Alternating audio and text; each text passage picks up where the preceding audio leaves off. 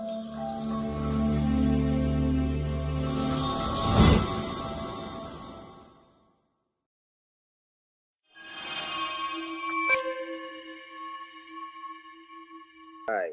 All right. Good evening. Good evening. Good evening. Yeah. So I want to say a big thank you to everyone that has made out time to be here with us this evening. I'm sure it's going to be worth your time. It's going to be worth every moment and every investment you have put into it to be here this evening. So welcome once again. It's the RGP Strategy Sessions. It is hosted by RExI, and this time it's in partnership with Entraid. All right. So Entraid, interesting name. It's a portmanteau word, which means entrepreneurs aid. Okay, so bringing those two words together, you have Entraid. So in partnership with Entraid, they are body them tech firm. They seek to create solutions for entrepreneurs to help manage their businesses end to end. Okay, and I think they're going to be launching early next year. What they're trying to do right now is to create a following and see how that they can begin to penetrate the market. So they thought to partner with RExI to deliver value as they promise to do even in subsequent times and in the future. So I think this is the first of many more such meetings and value offerings to come. All right. So once again, welcome. My name is Nnamaka John, and I'm going to be sharing with you something very interesting. Personally, I love it, probably because I love animes, and not just that, because it's not random knowledge. It's not something you just stumble on the internet, we just try to know.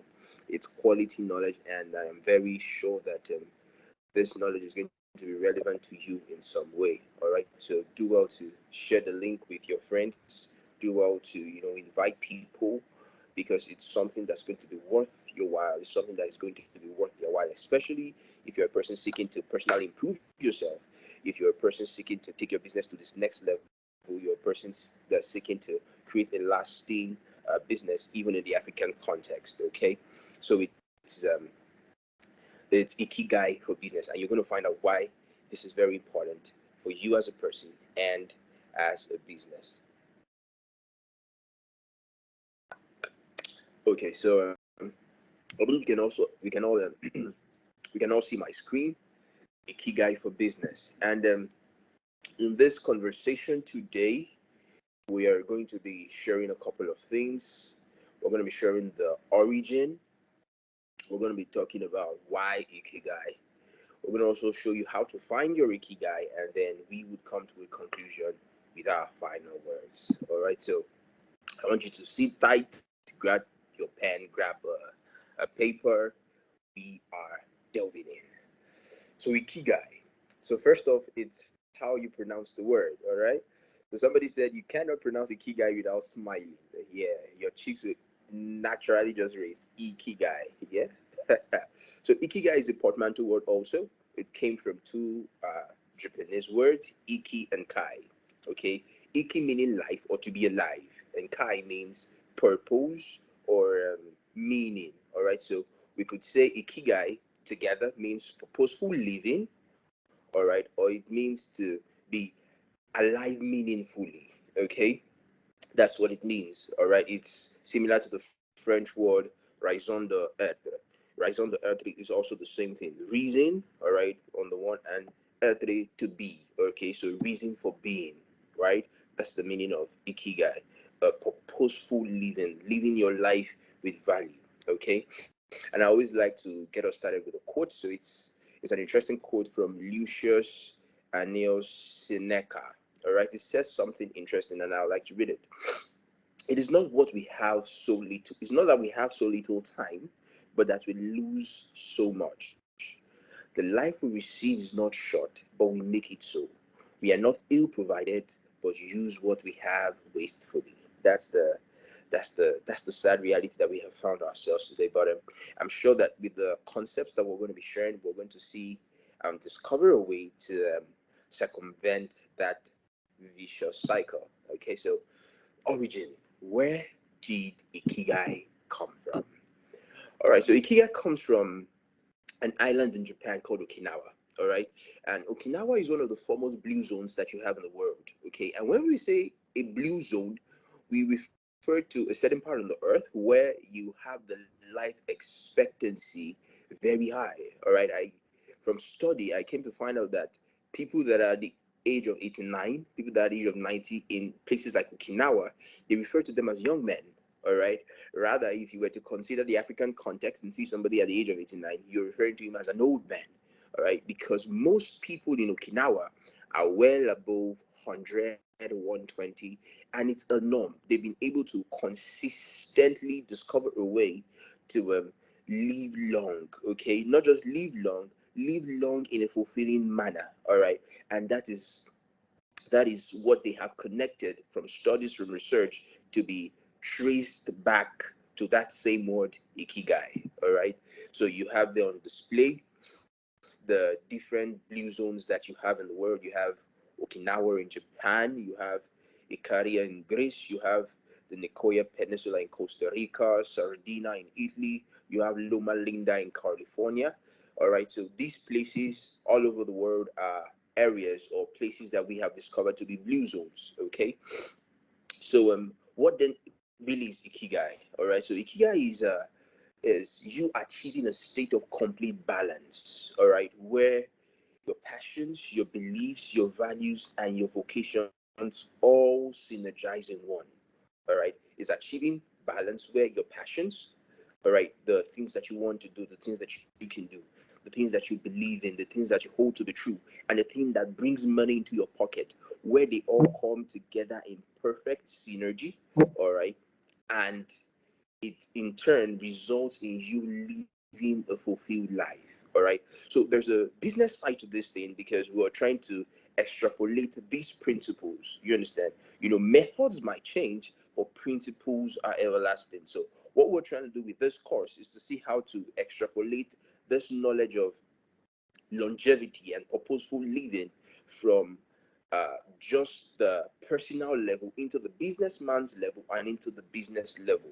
All right. So the aim of our conversation is to see how that we can drag this principle of longevity from not just people, it extends or it cascades into the life of the businessman and it cascades into the life of the business itself. Okay, because you must understand with me that a business is not just some entity or some system to make money.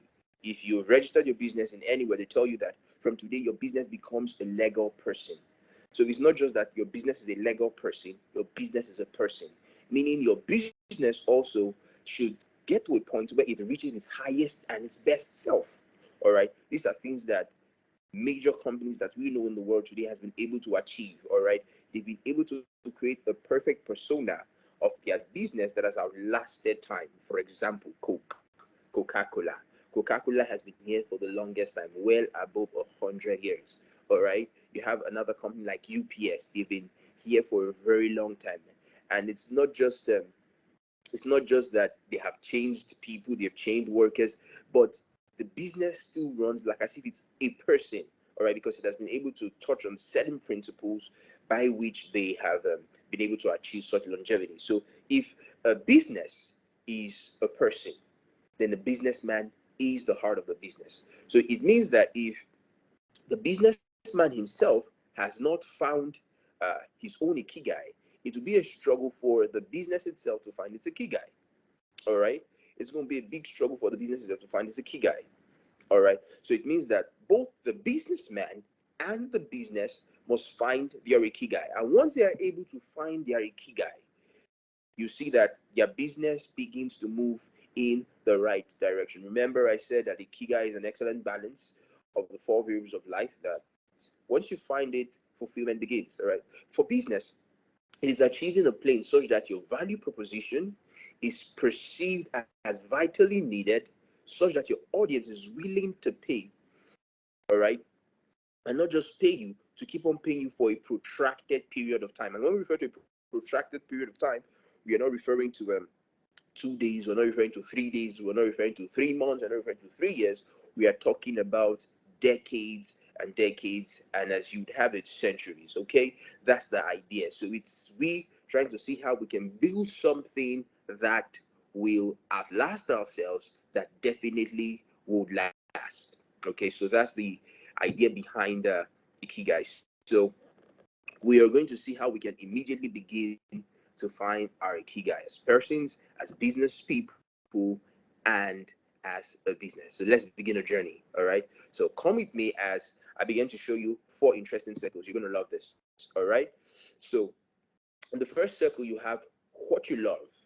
All right. Now, this is the regular Ikigai, first order Ikigai that I'm about to share with you. All right. What you love. Then after that, you have what you are good at. What you are good at. So these are intrapersonal. These are things that are intrinsic to you. Yeah, inherent in you. What you love, what you're good at. And then you have what you can be paid for. Now you're beginning to liaise with the world. What can you be paid for? What has some form of economic value? All right. And then what the world needs. Okay. So if you could be paid for it and the world actually needs it, it means you're going to be in demand for a long time. All right. So now see how everything comes to merge. All right. So at the top you have what you love. To your left you have what you were good at. To the next side you have what the world needs, and then below you have what you can be paid for. What you can be paid for. Now the middle ground of all these different circles is where you have the word ikigai. All right, it's where you have the word ikigai. So now intersecting what you're good at and what you love, you have your passion there. Sorry,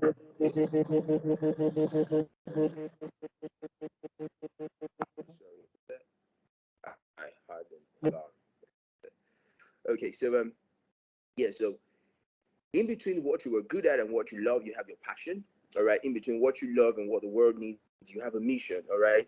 You love this thing and the world is in need of it. So you believe it's some form of higher purpose. I want to do something. Okay. You have a mission. In between what you were good at and what you can be paid for, you have a profession. All right.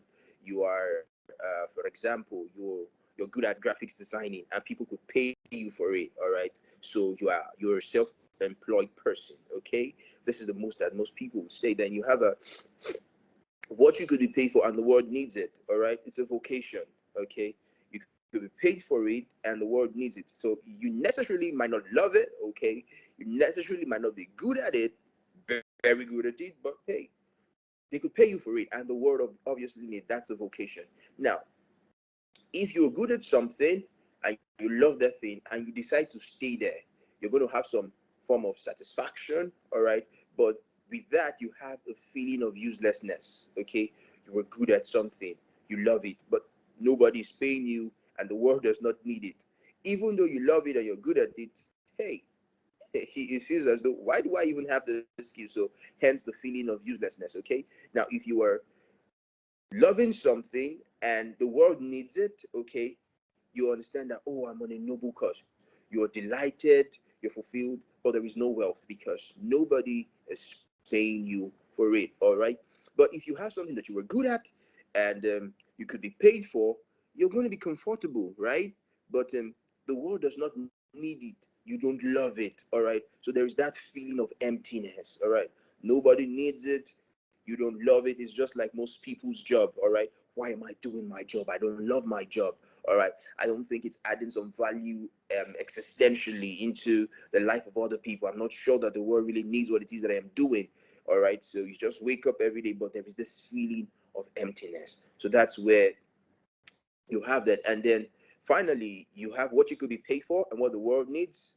All right. You're going to be excited about it. All right. But you find out that because you do not love it, because you're not good at it, it has this sense of complacency. You might not want to always do it every time.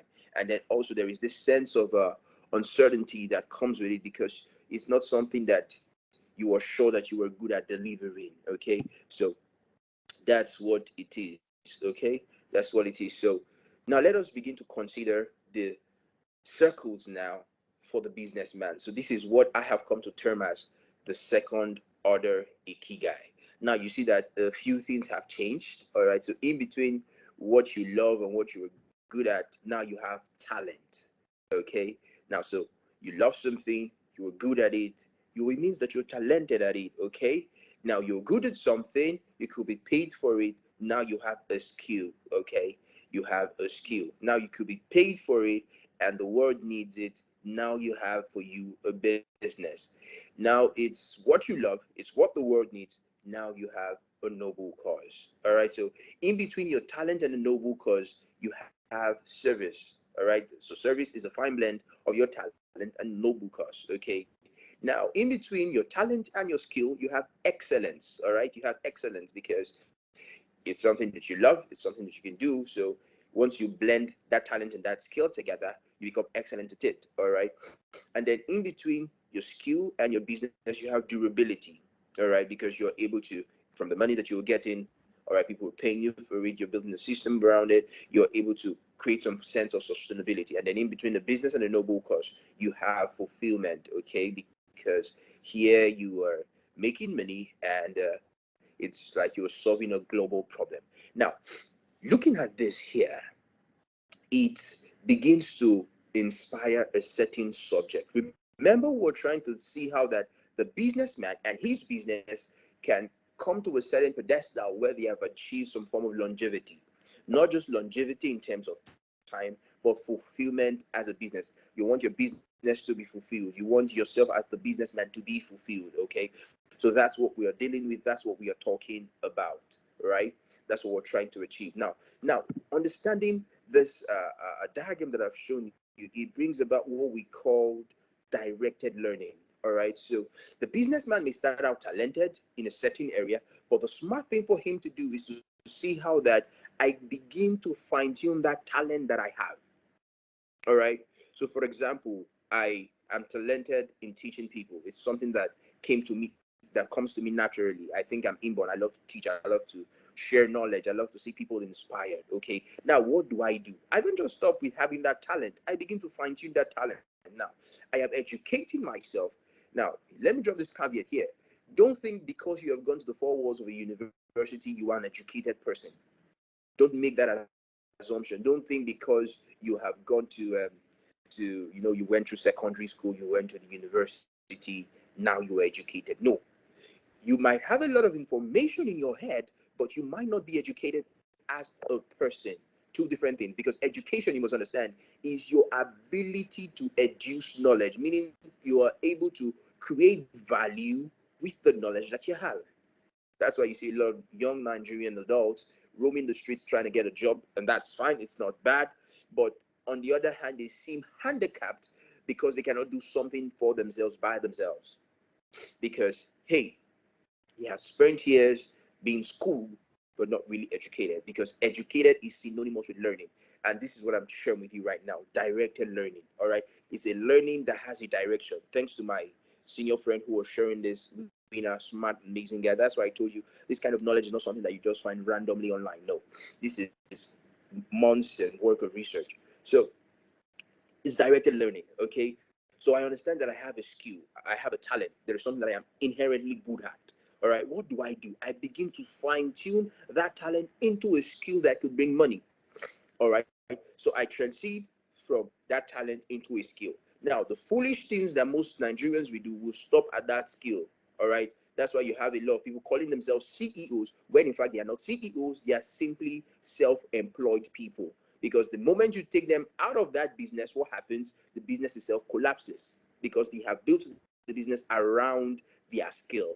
All right. So, but the smart thing to do is not to stop at the skill level, but to see how that you begin to build structures around that skill such that it is referred to as a business. All right. So you're not just self-employed now. All right. You have created for yourself a business. All right. And then you don't just stop there. You see how that you begin to carve your business in stone by inspiring a noble cause. All right. And this is where the businesses that outlast others have been able to touch upon. Okay, so you hear them say that, oh, we are calling for the brave, we are calling for the smart, we are calling for those that have been left behind, we're calling for those that are not generally accepted because of how they think. We're calling on those people that have been neglected by the larger size of society. They're beginning to connect their business to a noble cause. Well, meanwhile, they're just selling their business. And this is what Apple has been able to successfully do.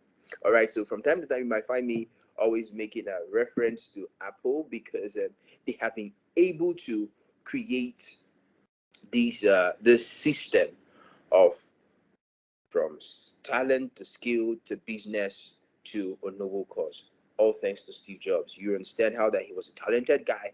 All right, he didn't just stop at being talented. He went to school. People say he dropped out, but he didn't really drop out. He did what we're referring to as directed learning. He began to go into courses, classes, where he knew that he would get some fine tuning for the inherent talent that he had. And then he began to build into a business, get into partnership with his friend Steve Wozniak, get into work with his dad in his dad's garage. They begin to build a structure. And then they begin to, at the end of the day, connect it to something of value. Oh, we're reaching out to those that have been neglected by society, those that want to push the limits, those that want to, they are connecting it to a noble cause. And then you have Apple. All right. So it's crazy that an Apple user will buy an Apple separate from his earpiece, separate from his charger, and will still buy it excited. What have they been able to achieve? Is what I am sharing with you. They've been able to touch upon their Ikigai. And if you want to check it, you will find out that go check the life of Steve Jobs. He was someone that paid attention to concepts like this. And I'm very, very certain that he must have employed some of them in running his business. All right, a moment, please.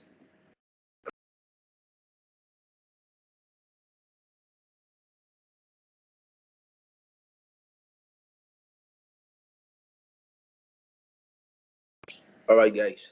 So thank you for being with us up until now. So we are going to take it a notch higher. All right, the circles for business, the third order Ikigai, the third order Ikigai. Okay, now here we begin to extrapolate these different values that we have been able to establish for a normal individual. All right, what you love, what you're good at, what the world needs, what you could be paid for, where that has a middle ground, that's your Ikigai.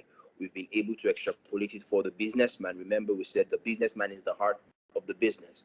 All right, and we began to see the connection between, all right, your talent, your skill, business, nobility and stuff. So now let us begin to extrapolate this for a business. Now you see that where you have things like what you love, what you're good at, it has all changed. All right. So now instead of having all those simple things that by themselves might not relate to a business, now we've been able to carefully extrapolate this, all right, and come up with this. So this right here you're seeing on the screen is work and work of research, thinking, conversations, and what have yous. Okay, so at the very top you have client facing or support activities, you have your primary activities, you have branding and marketing, you have research and development. Meaning if you're going to build a business that will last, these four things have got to be in synergy, have got to be in perfect balance. And then also, if you are careful to look, you have somewhere, you have your value chain, company values, customer research, and market research. All right. So in between your client facing activities and research and development, you have customer research. In between branding and marketing, research and development, you have market research. In between your primary activities, which are your internal activities, and your branding and marketing, you have your company values. And in between your primary activities and your client facing activities, you have your value chain. So we're going to see how that all these four things, so you have two sets of fours, all right? Two sets of fours: value chain, customer research, company values, and market research. One set. All right, you have primary activities, client facing activities, research and development, branding and marketing, another set. Okay, so we're going to see how these two sets are important for you as a businessman. So this is third order Ikigai. Let us delve in. So primary activities. Primary activities are activities in your value chain that allow for value to be added to your product and service. Okay, so primary activities are value adding services or value adding activities. So take for an instance, you have an idea, all right, or you have a product. Okay, what are the different things that you can do to see how you can transform that idea into something that you could be paid for, or that product into something that people would demand for and exchange for money? Now you might be saying to yourself, well, I've been running my business over time and I have not really had to, separate primary activities, support activities, blah, blah, blah.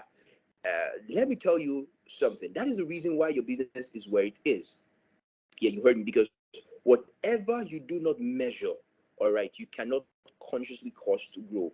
If you do not measure, if you do not track your primary activities, you cannot control your primary activities to a point of excellence. All right, it's just like somebody that doesn't keep track of his customers. For an example, if you don't keep track of your customers, you cannot grow your customer base. If you don't keep track of your profits, you cannot consciously grow your profits. Okay, that's the same thing here. So if you do not keep a conscious track of your primary activities, you are not able to develop for your business an excellent business module. Not just an excellent business model, an excellent business process, an excellent business model. And that way you're not able to create a system. For example, have you ever heard them talk about the Coke recipe? It is a secret that has been kept. You see, it's a secret. Why? Because they were able to measure it and they've been able to track it in some way. All right. So that's for your primary activities. How do I transform that syrup into something that I'm distributing globally? What are the activities that come into play from that syrup into that liquid in the Coke bottle?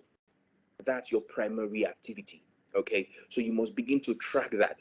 And then you have support activities. These are client facing activities. Okay, now in the value chain analysis, there are always two sides, the primary and the secondary side. The primary is usually the internal side, the secondary side is your client facing side, and these are activities that you must put in place in rendering your service to your audience or your market. Now we chose the word intentionally. Now we chose the word intentionally, and that word is your audience.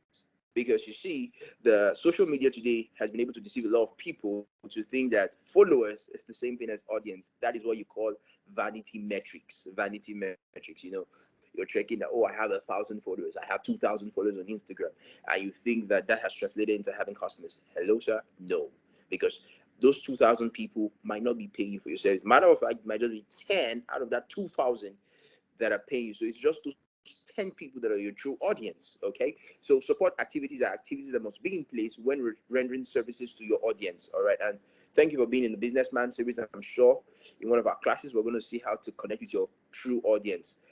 An amazing speaker is going to be coming on the show, and you are really going to love it. So your support activities must be in place. This reminds me of a certain time a friend and I, we went or a certain official assignment. So we're done. We start by a certain eatery, which I'm not going to mention for sake of privacy and stuff. And we wanted to grab ourselves a meal. And the sassiness in which the person who was attending to us spoke, we were put off immediately. And we say, hey, this is nonsense. And we walked away. All right. I've seen a lot of budding businesses that have such attitudes. All right. Poor support activities. All right. So after that, you have R&D. All right. That is research and development. And it's also focal for a company that is intended to stay for a long time. All right. To know when to tweak and when to pivot. And that will only come to you by researching. All right. You don't want to keep on selling a solution or selling a product that in the near future might become oblivious. All right. I like what companies like Shell and Total are doing. All right. So I began to study them, I think, early last year. And I see how that they understand that very soon the world is going to move away from, carbon-based fuels, carbon-based energy into cleaner technology. And what are they doing? They are beginning to invest in such spaces. They are creating wind farms. All right. They are creating solar farms, trying to see how to position themselves. So when it comes to a point whereby we do not need carbon-based fuel any longer, we want clean energy. Total Shell, because of their research and development, they are positioning themselves for that time in the future. So if you're seeking to create a business that would last, you must be very intentional about your research and development. And it's beautiful because for most SMEs, and by SMEs I do not mean small and medium, I mean smart and modern enterprises, you have the leverage of quickly tweaking. You have the leverage of quickly taking a pivot. Okay, so it's important that you have good research and development. All right, and then the fourth cardinal activity that you must merge or bring into consideration is your branding and marketing, which is where you begin to position yourself as an industry leader in that your business space. All right, you must create a perceived sense of relevance. And allow me to make mention here: perception is more important than reality. Perception is more important than reality, because your perception in itself is your reality. Now, let me tell you what I mean by that. I was having a conversation with a friend of mine that, I want to change my laptop. I want to use another laptop because I feel it's going to offer me more efficiency with what I want to start learning, what I want to start doing. And I told him I wanted to go for a MacBook. And then he began to convince me and say, why don't you get this HP laptop, or this laptop that has a 7th generation, this processor? And he kept on mentioning all the amazing, nice, things about this other brand. And when he finished talking, I said, well, thank you for your intellectual discourse. I will get myself a MacBook. So even if in reality, whether or not it's true that laptop he was selling to me was a lot more effective than the MacBook, but my perception of the MacBook has put the MacBook on a different pedestal. All right, so no matter what he says to me, I am uninterested. I am only concerned about getting me a MacBook. Why? Because that is my perception. And you see that whether objectively or not, that laptop is better than a MacBook, which is the reality, my perception has trumped. That's the same thing too with your business. I have people that will say, oh, I'm still going to keep on using this bank. Or, well, if you like, go to your new generation banks. I'm still going to keep on sticking with my old bank. Why? It is perception. Even if in reality, this other bank will offer them the same services even better. But because over the years, they have come to build a certain perception in their minds. This is what Coke has been able to do. All right, you see Coke's advertisement. Oh, when you're celebrating a promotion, when you're celebrating your retirement, Coke is there for you. You see those kind of things. What are they doing? They are creating a perception in the mind of the oldies. All right. Well, for Pepsi, you see the advertisements. People are playing on the beach. All right. Young people are having fun. So whether or not Coke is better or Coke is cheaper or whatever, most young people will go for Pepsi. All right. Whether or not Pepsi tastes nicer or tastes better, the older folks will definitely go for Coke. What is it all about? Perception. So let's delve in. So there are other 4 important variables which we need to talk about. That's your value chain: customer research, market research, and company values. Now, you must intentionally plan to raise your business up its industry's value ladder. Now, let me explain what that means. So remember I told you that value chain activities are activities that transforms the raw idea, all right, into a product that a customer could pay for. Let us look at paper manufacturing. I always love to use this example. How do you manufacture paper? So it starts out from somebody owning a farm of woods, all right, or there is a large expanse of land where you could get woods from. So you fell those woods, fell those trees.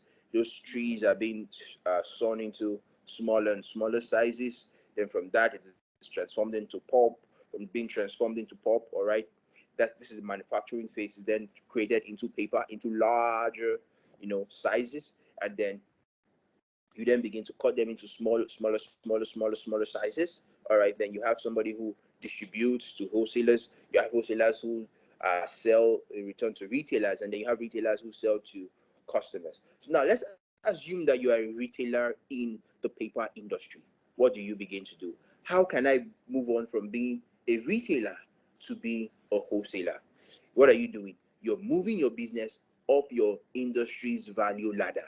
Now, I am a wholesaler. How do I move on to being a distributor? Can I go and get a partnership from a distributor, from the main company, if they would allow for me to become a major distributor? Now, what are you doing? You are seeing how to consciously move up the value chain. My brother here, Gift Best, was talking about collaboration in today's world. Now, so you call other wholesalers, for example. Hey, you're a wholesaler. Oh, you're a wholesaler. How about we partner together and we go get this license for distributorship? What are you doing? You have moved from retailing to wholesaling. Now you're distributing. All right. And then you say, okay, why don't we even have a manufacturing plant? How do we begin to work toward it? What are you doing? You are moving your business up your industry value ladder. This is how to remain here for a long time. Check it out. Look at companies that have lasted for very long. For example, Coke, like we were saying, from start to finish, they handle everything end to end. Look at Apple. Apple has its software. Apple has its hardware. All right. Start to finish, they have that proprietary technology. What are they doing? They are positioning themselves in a way that you cannot knock them out. They are going to be here for a long time. Okay, so very important. Then you have customer research. Customer research. Now, this is very important because you see, remember I told you what you don't measure, you cannot increase. What you don't measure, you cannot grow. Now, customer research is important because you must begin to see how to create a TOMA. What is TOMA? Top of mind awareness. How can I keep myself at the top of my customer's mind? So you begin to research your customers. What do they like? Where will I find my customers? Are they on social media? What do they have in common? How can I etch myself on their hearts indelibly? Okay, that's what you're beginning to think about. And you're not just going to stop there. You're going to ask yourself, who are those that are not my customers now? And how can I make them my customers? All right, research potential customers. So I found out that, for example, I like to create knowledge. I found out that, okay, the most people that listen to me are young adults, all right, people that run businesses. How can I begin to get into the school, younger people and get them to pay me? How do I begin to do that? So I begin to research. Oh, so I have this other friend. She's a child educator. We go into partnership. I begin to bring some of my ideas. I begin to fine tune some of my concepts into things that little kids could receive. Now she delivers it. And, I've been able to create for myself a new market. All right. And of course, I am establishing my position. Okay. So that's what you do with customer research. And then also you want to do a market research, like I explained. You must keep up with the trends and technologies in your industry. If you don't pay a premium to market research, my good brother, my good sister, in a not too distant future, you would be referred to as a dinosaur. He once was. He once was. He used to. He used to. He no longer does it. Why? Because the market has moved and you're still at the old address. You don't want to find yourself doing that. And then company values.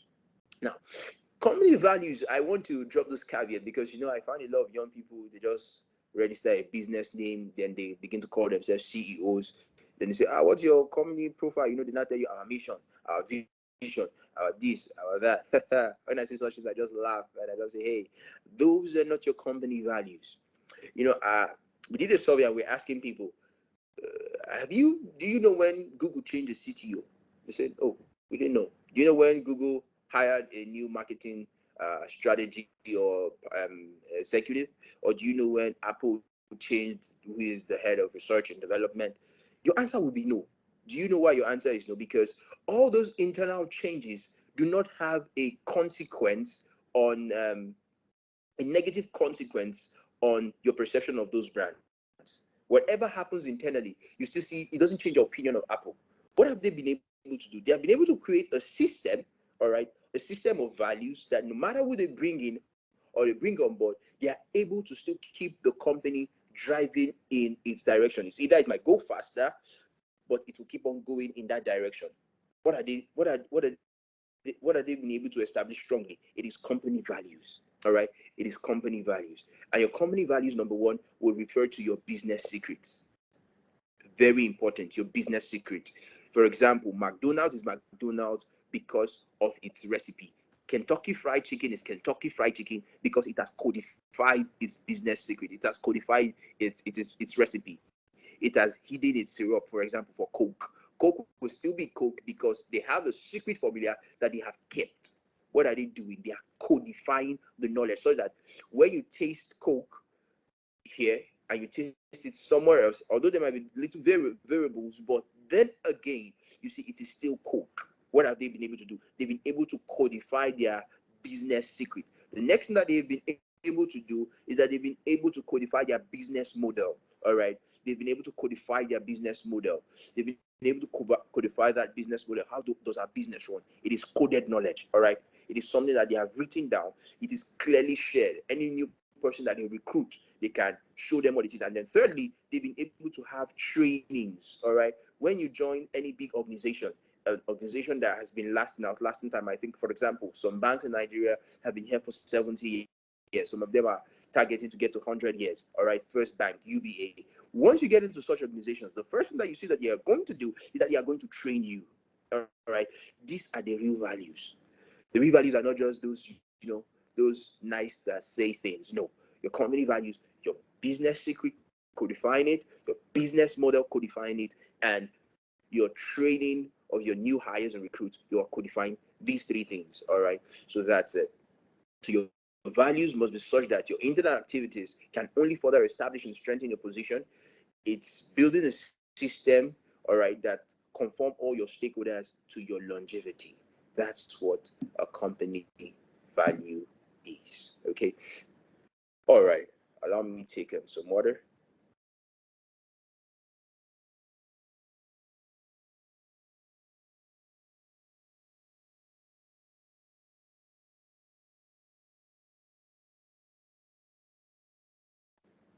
Okay, so we're back. So now, once you see this kind of thing, you want to quickly run off with saying, oh, okay, so let me find my own ikigai. So what is our product? All right. Are we perceived as good? How do we get people to pay us? How do we sustain our systems? This is the questions that most businesses we ask. But you see, they are wrong questions. Let us show you the right questions. All right. So now, instead of asking yourself, what is our solution? Ask yourself, what problems are we solving? All right. What problems are we solving? And then how can we serve our audience the best way? How can we serve our audience the best way? How can we serve our audience the best way? All right, because this is how to get yourself into the heart of your customers. Then the next question is, how do we garner enough empathy and support? You know, I was studying this third circle. Very interesting, the things I found out.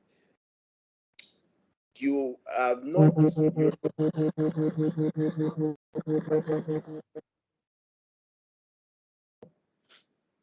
Sorry about that. That's my alarm. You have not, as a business, achieved some form of longevity if your customers are not empathetic toward you, because you want people to pay for your services by them thinking that I am being part of something good, I'm being part of something noble. I was listening to Fela Durotoye's wife, Tara Durotoye. She I think she has this makeup outfit, House of Tara. And when you hear her talk, she goes like, so we are about to empower 100 women to become self-employed, to become business owners, and we're going to be doing this in this city, and we hope that by the end of this outreach that we are having in this specific place, blah blah blah blah blah. But what is she doing? She's simply selling a training course, and she's simply selling a makeup set, and you are going to pay for it, you're going to buy it. But when you hear it, it sounds like, oh, she's doing us a favor, let us support it, let us be a part of it, let me be empowered by Tara, oh, I'm going to be personally mentored by her. What are they doing? They are garnering empathy and support. So you're paying for it already without knowing that, that's what you're doing. All right. For example, I create a course and say, I want to help 100 Nigerian kids to be able to position themselves for the future that is coming to us. Africa is in the place whereby we need the younger generation to begin to, step up to the global trends and begin to break the glass ceilings. I am empowering these kids. I want you to be a part of it. A school director will hear this and say, oh, I want the same thing for my kids. I'll tell you how that in the past 1 year, we've been able to raise 1,000 kids. Today, they have been able to get this award, oh, this is lovely, this is noble. Now we're putting Nigeria on the global map. We're this, we're that. You're hearing this thing, and the school comes to me, and they will pay me money. You see this? They will pay me money to be a part of my course. Well, really, I'm just selling the course. But then again, I've been able to garner empathy and support. That's what you want to do as a business. So don't just say, oh, I am selling small chops. Oh, I am selling, I have one of my friends, dear friends, she sells fruits. That's the simple model. But she doesn't tell you that she's selling fruits. I am selling health. All right. I want to see how that. I know a lot of kids are obese because they do not eat properly. I want to change that. So she goes to a school. She says, I've created a simple template that would improve your kids' performance in school. I've created an eating timetable that will help this, that will help that. And they are paying her money. It's like that. Yeah.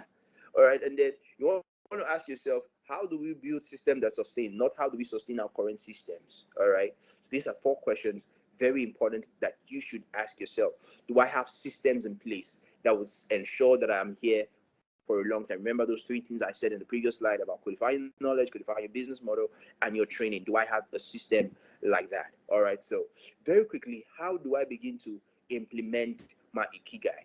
both at the personal level as the businessman or as an individual, and at the business, how do I begin to implement my Ikigai? Now, once you are able to determine what your Ikigai is, all right, what you want to do is you want to start out part-time. At the personal level, you have the 5 to 9 rule. The 5 to 9 rule tells you that between the hours of 5 a.m. and 9 a.m., 5 p.m. and 9 p.m., those are really your free periods, okay? For example, you finish work or you close from your job at 5.